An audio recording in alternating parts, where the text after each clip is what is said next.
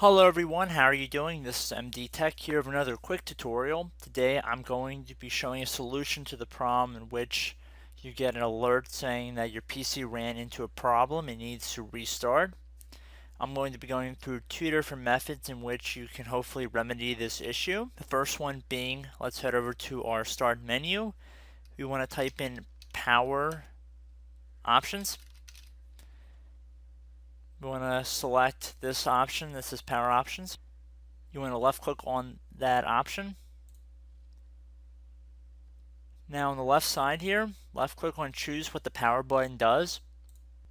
Depending on what version of Windows you are running, there might be additional options down here. If there's anything other than lock, uncheck it.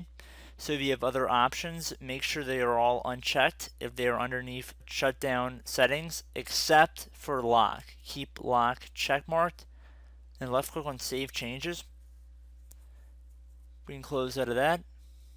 And now what we want to do is head back over to the start button, type in system, left click on system, left click on advanced system settings on the left panel here.